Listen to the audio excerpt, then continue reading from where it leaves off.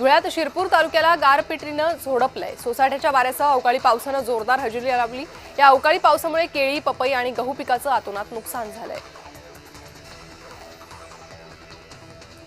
वर्ध्यात सत्याग्रही घाटात ट्रकचा भीषण अपघात झालाय। टायर निखळल्यानं ट्रक पलटी झाला। यात चालकाचा मृत्यू झालाय। या घटनेमुळे काही काळ नागपूर अमरावती महामार्गावरील वाहतूक पूर्णपणे ठप्प झाली होती।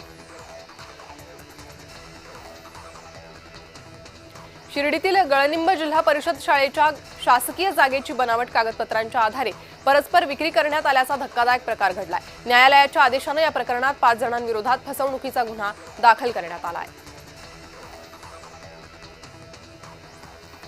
पंढरपूर शहर आणि वाखरीत मांस मटण विक्रीसाठी बंदी घालण्यात आली आहे। माघी यात्रेच्या पार्श्वभूमीवर प्रशासनाकडून 31 जानेवारीपर्यंत मटण मासे विक्रीवर बंदी असेल। छत्रपती संभाजीनगरच्या सिल्लोड तालुक्यातील शिवणा येथे स्वच्छतागृहाचं बांधकाम करताना मंदिरासारखी कळसाकृती रचणारे भुयार सापडले। पुरातत्व विभागाला माहिती देण्यात आली आहे। भुयार पाहण्यासाठी परिसरातील नागरिकांनी गर्दी केली होती।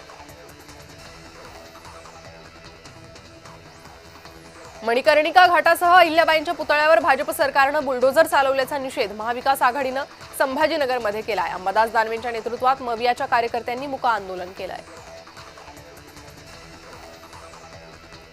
संगमनेर तालुक्यातील बिरेवाडीचे शेतकरी 3 दिवसांपासून भूमी अभिलेख कार्यालयासमोर आमरण उपोषण सुरू केलंय। मागच्या 33 वर्षांपासून जमीन एकत्रीकरणाचा प्रश्न प्रलंबित असून भूमी अभिलेख विभागाकडून वारंवार फक्त आश्वासनं मिळतात अशी तक्रार या शेतकऱ्यांनी केली आहे।